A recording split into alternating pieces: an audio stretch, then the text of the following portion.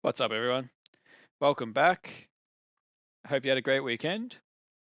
We've got the slideshow going again, and today we're going to be talking about my Treasure Cup run on the weekend. So it's going to be a bit shorter video than last time, and it'll probably be a lot less informative because I did drop out in the middle of the day. It didn't go too well. Sadly, we didn't improve. We arguably got worse, but we'll run through the matchups that I did play. And then, yeah, I'll just have a little chat about what I'm looking to do moving forward, and then a little chat at the end about OP14. But let's jump into the matchups. So, round one was sort of where you could sort of tell that it wasn't going to be my day based on this round one matchup. So, first up, we had blue purple Sanji. Not exactly what you want to see when you sit down first up. When you know you're trying to get your brain warmed up and you've got a rogue matchup that I've never played before. So I won the dice roll. I didn't know whether I should be going first or second. I took second just because I thought I'll play on curve. You know, when you're playing against a rogue deck, sometimes your curve just is too strong and wins. So I took second thinking they were going to play Reiju, but they ended up putting down a Saji character on 3 and then didn't play any Reijus, and I probably should have just gone first. Slowed down slowed down their engine, and yeah, let me put down Yamato going first on 5, and Yamato is important, which I'll go into. So yeah, not a great, wasn't great, wasn't great. I had a plan in mind, which was I'm just gonna spam 10 costs, and that was the exact opposite of what I should have done. So yeah, what do we learn from this matchup? Um, Red Rock. He built this deck with Ace in mind, and he played max copies of Red Rock. He used 3 on me, and he's got a lot of ways to search it as well. So yeah, if you're playing against a Sanji, they will always have this card, and your 10 drops will not stick. I kind of hoped that I played one, you know, it might get red rocked. I play another, and then I thought that if I can just get one to stick, then we could sort of start winning from there. But none of them stuck. I played 3 10 drops. He red rocked them every time, while slowly adding to his event counter in trash. So his Sanjis got bigger, and then they're chipping away. Yeah, this was it was stupid in hindsight. I should know that they're going to play this, especially in this meta. Um, but yeah, don't put down any big characters because they'll always have this card, and they have access to it very easily, very consistently, and yeah, they'll probably have minimum 2, and then seeing 3 or 4 is not unlikely. So be careful of Red Rock if you're versing Sanji. And the next thing that I learnt was after the game, I was digesting it. I think I should have just gone wide with Yamato. They play. So Marco is a bit useless because it can be bottom decked by Jet Culverin, which is an event that bounces that bottom decks a 4 cost, or even Boof Burst, the one that draws 2, but it also has a bounce effect for a 4 drop. So Marco is not going to stick, but they don't have any good way to remove 5 costs. He did play 1 Jozu, but I don't think they would be running many of those just due to space. So I think Yamato, you go first, you play Yamato, you draw your cards. Um, they are a blue deck, so you need to be careful of putting, but you can just counter their Sanji swings each turn. So I think the right strategy would have just been play Yamatos, draw cards, counter out of his Sanji swings, or all the 6 7 7k swings coming at you, and just go wide. Go wide with 5 drops and maybe Jose's as well, 6 drops. And so you're playing around Red Rock, and you're going wide enough that you can actually put pressure on because they run a lot of counter events. So one swing, if you're playing a 10 drop new gate, attaching 2 to leader, swinging 8, it's just easy gum gum giant for them uh, every turn. So yeah, Sanji's hyper consistent. They'll always have giant. They'll always have they can find whatever card they want. But yeah, I think just go wide with uh, mid-range bodies, Yamato, Jozu, and try and just swing sevens. I think that's going to be your best way to beat them. Round two. So we played a mirror, and we got the win. I lost a dice roll and went first. I think I mulliganed for Atmos. Didn't see it. I only had a Marco on 5 Don. Overall, my curve was looking a bit shaky, but I did have a Newgate combo on 9. Think I had Pudding, maybe a Red Rock. I had some okay pieces, but by early curve, I didn't have Jozu at the time, and I didn't have Yamato. Just had a Marco and no Atmos, so I was a bit worried. On 6 Don, he put down Vista. So on 4 Don, his 4 Don, he played Marco. On my 5 Don, I played Marco. Didn't have Atmos, so we had a Marco each.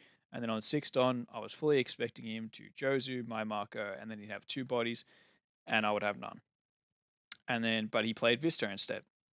On 7 Don, I played Jozu, bounced his Marco, so my board was Marco Jozu, and then he had the Vista. Now, at first, I was just like, oh look, this is kind of this is not too bad. He's got 1 character, I've got 2. Um, is like I was thinking, is Vista all right? But I think if he followed up with a 10 cost combo on that and then swung 10k with this, uh, it would have been pretty scary because I did have a Marco to block with, but then my hand's getting huge. I'm vulnerable to putting the turn after. I don't actually know if I did have Red Rock, but I remember after my 7 Dawn turn, I said, okay, so I'm staring at the Vista, but I'm like, if he puts down 10 drop here, it's, this is scary. Like, this is, Vista is scary. Swinging 10k at me for double attack, it was pretty scary. So I do think that if you do have the Vista, and, in previous video, we were thinking, oh, well, in the video that I didn't end up uploading, I tried out Vista and I thought, when do we want to play it? But on 6 Don, that's when I think it does pose the best threat before you start the Jozu loop. Just don't even give them a chance to Jozu. If I played Atmos on his Marco on 4, if I Atmosed on 5, I wouldn't have even had a target for Jozu. So like Vista just sort of says, look, your Jozu's not going to do much. You either put down a Vista of your own, or you draw cards with Yamato, or you play down another Marco or something. But yeah, it's on 6 Don, I think, is where it was most effective because I was pretty scared, and luckily my opponent whiffed the 10 cost combo. So I included this slide from the first breakdown I did, which is, yeah, when sometimes when you just don't see this combo, it's an auto lose. And this guy, I kind of felt bad for him. Like, I wasn't playing that, like, I could tell I wasn't playing that great. He puts down the Vista, like he puts down his mirror tech, he's in a good spot. But then he just didn't, he searched a fair few times and used his effects, and I could just tell that he was hunting for this combo and he just didn't have it. He didn't play a 10 cost. I played a 10 cost on my 9 on turn, and then he still hadn't seen a 10 cost to respond to it, and I don't think he didn't have Red Rock either. So my 10 cost stuck. He had none, and then I played another 10 cost. And I just won from there just because I could stack these and he didn't see any. So the Vista, it was hard. It was hard to say. I won the game even though he put down the mirror tech, but he didn't see this combo. If he had it, would have been a totally different story. So we got lucky. We got the win there. Round 3 was Zorro. This was a very triggering game. Uh, like I've been building over the past 2 weeks a very, solid game plan into Zorro, whether I'm going first or second. You know what you have to do. You play, you play on curve. Uh, you counter out of the swings that you can counter out of. You make sure you're getting a draw each turn, and blah blah blah. Normal stuff. This guy didn't play any characters except one, which was one single Koina on his 6th on turn, and played nothing else for the rest of the game, and just attached all his Don on his leader. Well, not all of them, but attached onto leader and swung at me every time. Uh, when I'm sitting there expecting sort of characters to come down, and I think that in the first few turns I only have to defend 8k swings, and you might have like you're like okay, you're looking at your hand, you're like all right, well I've got a dead card for a 2k, and then I've got a 1k. But when there's 10k swings coming at you, and you're looking at your hand, you're like oh, I don't actually have any 2ks, so I can't leader ability twice. I can only go to 8 or 9. I can't defend 10. And I had to take an extra life or two that I didn't want to take early. And then by the time he got me down to 1 life really early, and then when he's going 12-12, when he used restand event 3 times in a row, like I just didn't have enough cards. I couldn't, I ran out of cards and he killed me. Um, yeah, I should have, well, we'll go on to the learnings, and which is, oh, who put that in there? Oh, whoops, just get rid of that. Yeah, so uh, 2Ks, like if I knew the game was going to go as it would, all I really had to do was just just see more 2Ks. I didn't really need to worry about specific curves, or I didn't need Jozu. I needed Marco or Yamato to draw me cards early, but like after that, just more. I just needed to see more 2Ks. I should have cycled dead cards when I could. I should have, done more things. I didn't have to worry about, you know, new gates, 9s or 10s or, 8 cost event, because like I didn't even get time to play those. So like I should have just, if I was searching, grab a 2K. If I'm doing, like I should have just focused on getting more 2Ks so I could stabilize. But I didn't, expecting smaller swings, and it backfired. So yeah, like as good as it is to have your curve, sometimes if Zoro is going to play like that, you need counter. There's no point stocking up like a nine beard and then a 10 beard in your hand when you're just dead before you get to play them anyway. So yeah, wish I had a few more 2Ks. But yeah, that game did not go well. 1-2 at this point, another loss, pretty brutal. Uh, I was a bit flat. I was really tired. I thought, look, I'll play the next round. I didn't want to drop out because I wanted to give you guys the update and how everything went. But I was pretty flat, so I'm like, I'll play the next round. If we win 2-2, it's not bad. Like you just keep going. So we got into next round, which was Emu, and I lost. Uh, Surprisingly, I lost after I won the dice roll and went second. So I was sitting there, I saw Emu. I'm like, okay, I know what I want to do against Emu.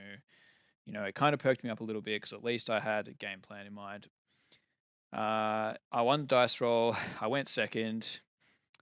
Funnily enough, I actually think I've been focusing so much on going first that I think going second, I just, going second, I've been ignoring. So I'm like, oh yeah, you just play on curve and you win. But you still have to make sure you see the right pieces. It's not just an auto win. And I sort of thought, when I won dice roll, I'm like, okay, looks like I'm playing the day out. If I do everything like I'm supposed to, there should be an easy win.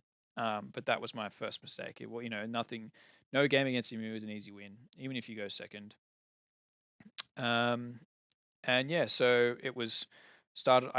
My opening hand, I had Marco, Josu, and then Newgate combo. I thought, great, this is going to be great. I've got perfect curve. Something to play each turn. I'm going to see, I'm seeing everything. this should be easy. So, uh, long story short, we got to about, so I played my first 10 cost, and then I didn't have another 10 cost after, but, had some options. Like I was still in a pretty, after going perfect curve up to that point, like, 4, 6, 8, I had a new get down already, and like I was in a good spot. He had no blockers, so I ended up swinging 8 with leader, 8 with Jozu, and then he counted one. He took another. He was on 2 life at this point. He counted one. He took the other, and he was on 1 life. And I had an Uter in hand, so I thought, oh, let's just put him to 0. I swung with the stand-in new gate and played Uter. I'm like, all right, he's on 0 life. I've got a new gate, Jozu, an Uter blocker. He can start doing his elder stuff, but 0 life. Surely this is a win, right? But what I didn't realize was, or well, not that I didn't realize, but I didn't have Roger in hand. So I put him to 0, thinking that was a good idea, but I didn't have Roger in hand. And then as the next few turns started to play out, I thought, well, how do I actually end it? I didn't play a 10 cost on that turn. So I only had one 10 cost. He's starting to do his elders stuff. Yes, he's on 0 life, but if I don't see Roger, like I can't close the game out.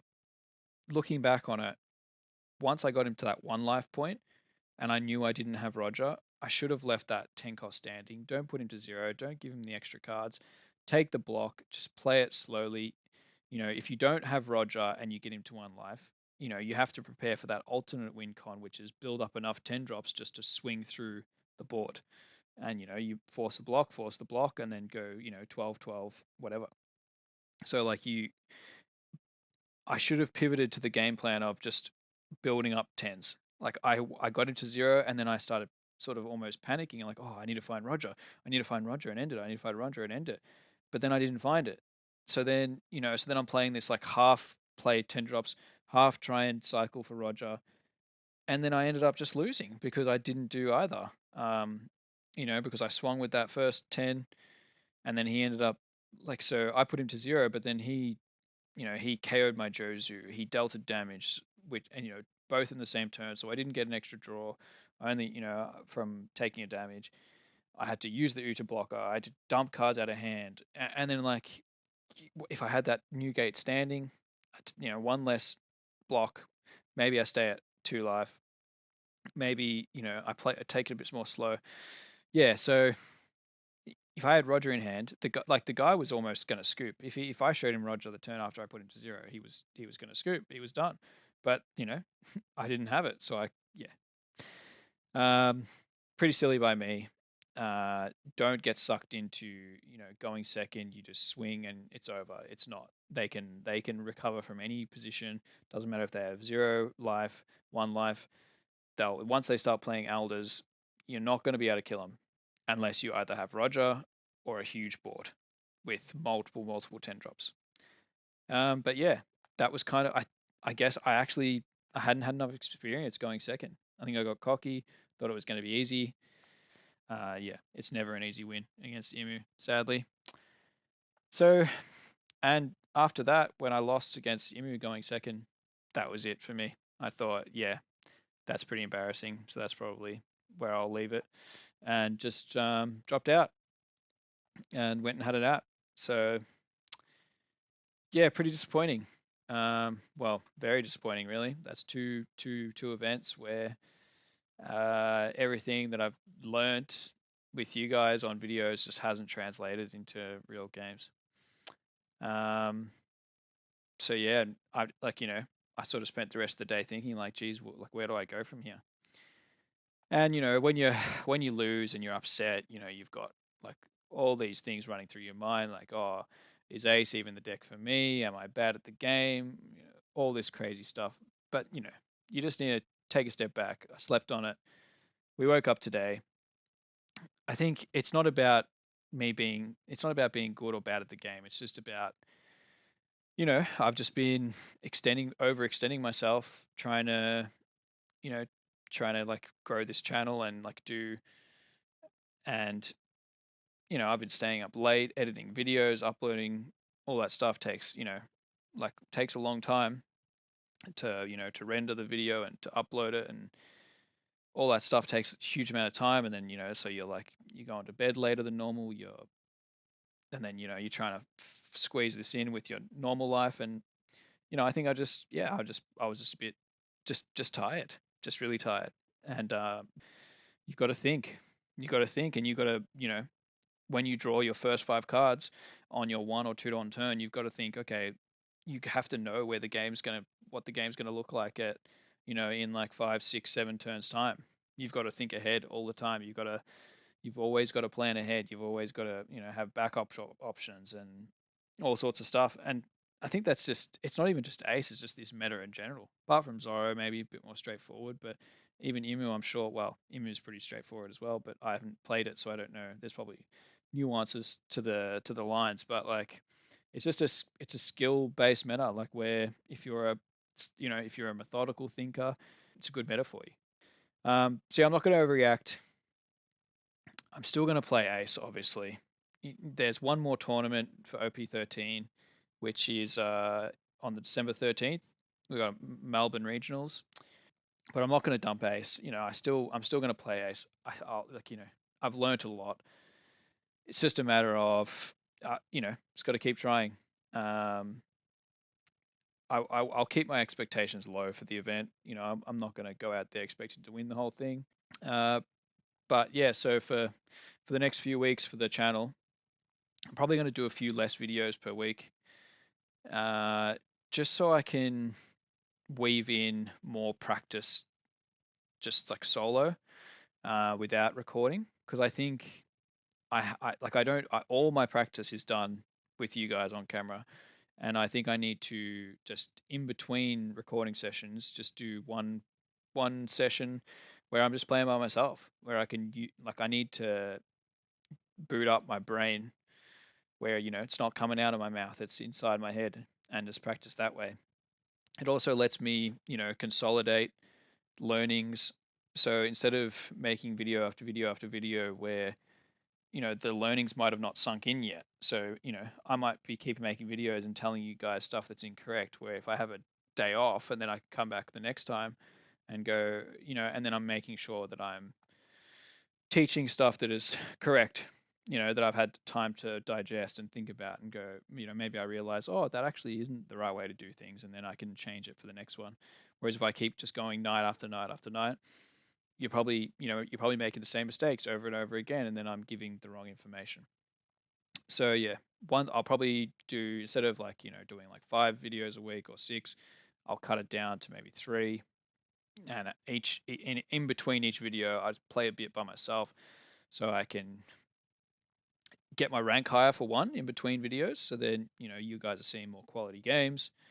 I can let myself refresh so that I'm more refreshed for the videos, and just get think inside my own head as well. And another thing that's going to come is, I think it's time for OP14 practice. I think overall the consensus of the community is people are sick of OP13 already. It's been out for 2 weeks, and nobody likes it anymore. I think a lot of casual players don't like the triangle meta of where there's 3 amazing decks and then nothing else really competes.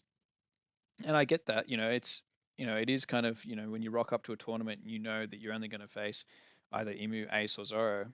Yeah, I get that's annoying.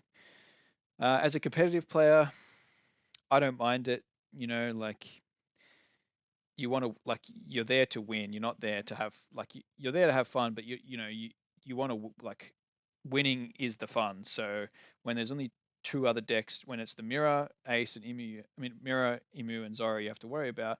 You have your plans for those 3 decks, and if you're only facing those 3 decks, it lets your skill come through, and you don't have any like crazy rogue matchups to come in and ruin your day because you either weren't prepared for it, or it's a really bad matchup, or because in this triangle format, it's actually really, I feel bad for all the players that like to play rogue decks, because you might pick a deck that's good against Ace, but then gets destroyed by Imu and Zoro, or and you might pick a deck that you think's really good into Imu, and then you might face Ace all day and lose. Like it really limits creativity because you might beat one deck, but you lose the other two. Whereas in other formats, when there's one standout deck, people can cook because you might as long as your deck can beat the best deck, you stand a good chance. But there's just no, as you can see from all the top cuts for the recent tournaments, no other deck. Like there's no rogue options really. Sabo is okay, uh, but if you verse, like it's still not great into Imu and Zoro.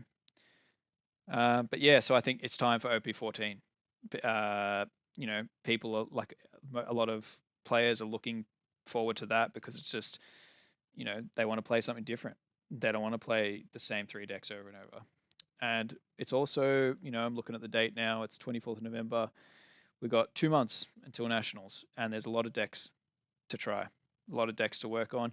You got to be prepared for anything. The set's only going to be out for 1 week before the tournament. So you have to put in the work to know what you're going to like what to expect. You don't want to not put any time into OP14 or not enough time.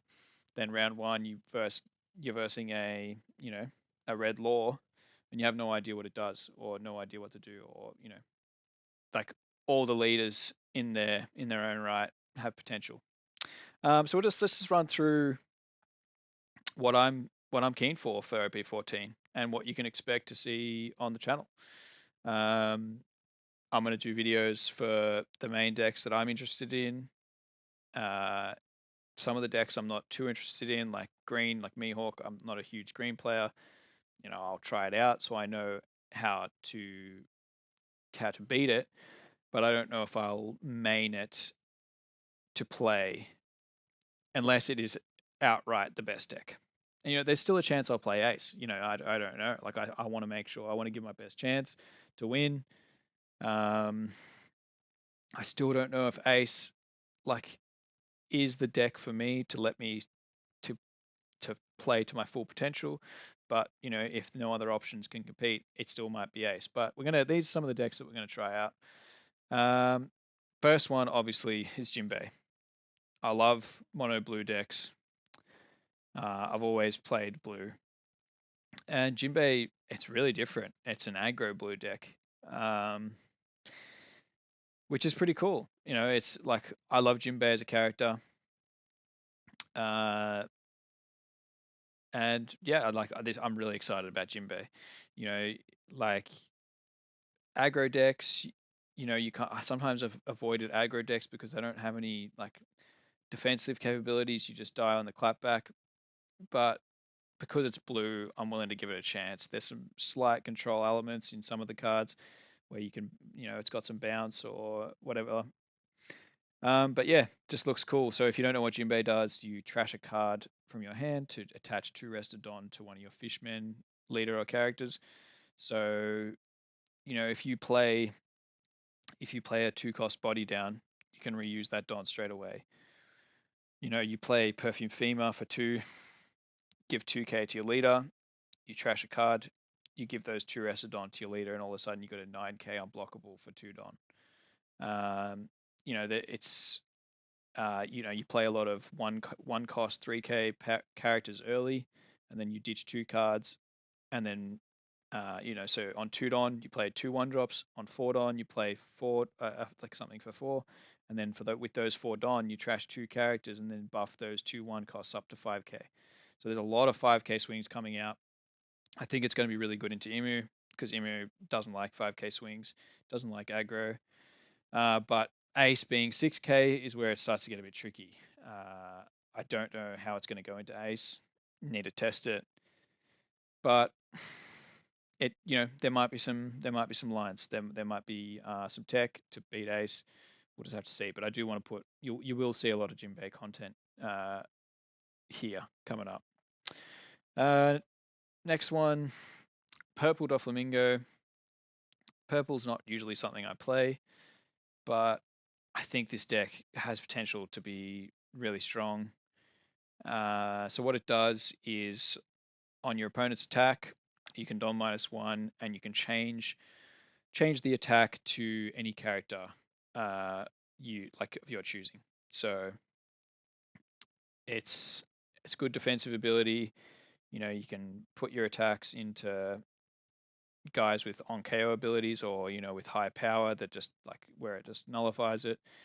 And then the Doflamingo, purple Don Quixote pirates or whatever. Like Doffy's got a lot of purple engine cards, so there's huge amounts of cards to choose from. You got the 8 cost Doffy that plays another body. You got the Rosinante that trashes an event to draw cards and gets active Don, and the new super rare Doffy stuns characters, and it just seems like a really annoying deck to play against. And if someone was really good with it, it could be really strong.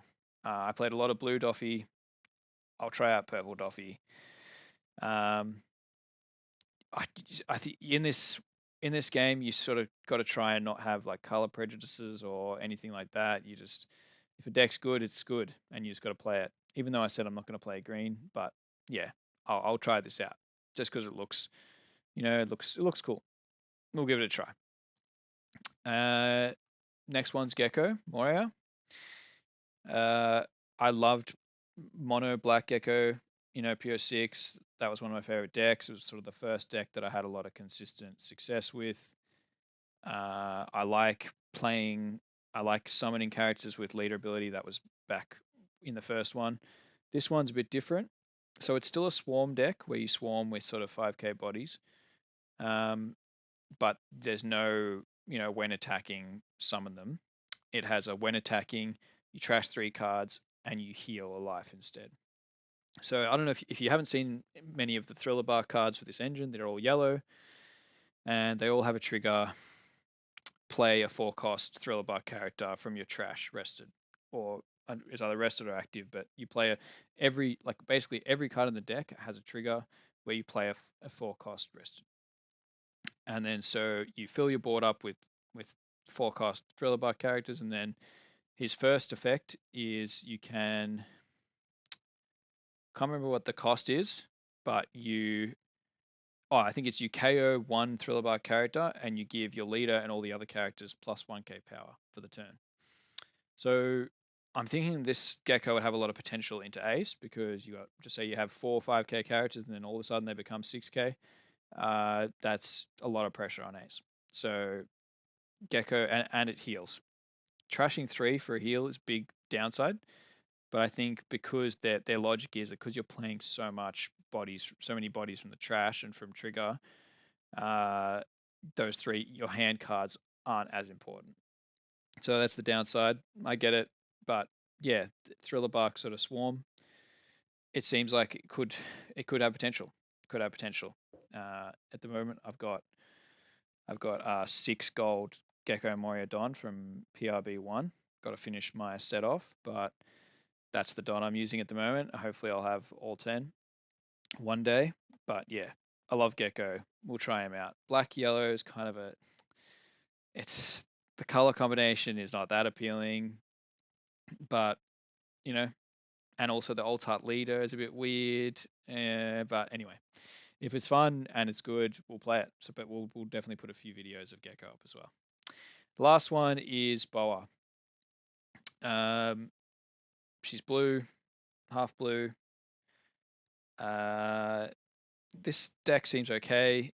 I think it's this. Apparently, of what I've heard, is the sort of deck where if you get good triggers, you just win.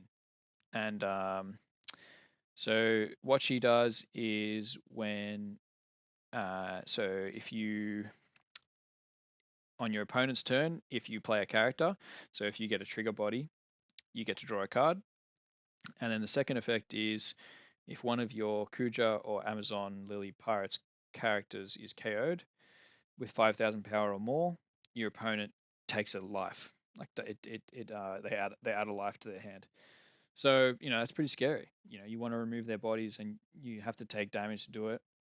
It's pretty scary. But it does sound like you need to get good triggers for it to really pop off. But yeah, they're the 4 decks that I'll be trying out. Mainly putting decent time into. You've got Red Law, you've got Mihawk, and you've got Black Crocodile as well from the set. Um, Croc maybe. Look, I think it's a bit weird. I don't know if investing time into that is how good it's going to be. It didn't get an insane amount of strong cards in the support. But if it ends up, I'll keep an eye on the Japan results, and if it ends up being good, we'll try Croc out. Law seems interesting. Um, if it ends up being good, I'll play it, but didn't include it in the list. And then Mihawk, yeah, not a huge fan of green, but I can already see from results that Mihawk, a lot of players are on Mihawk. Shuts down Zoro because of the effect. Look it up if you don't know what I'm talking about, but it's got like he gets like plus 1k against slash leaders or something.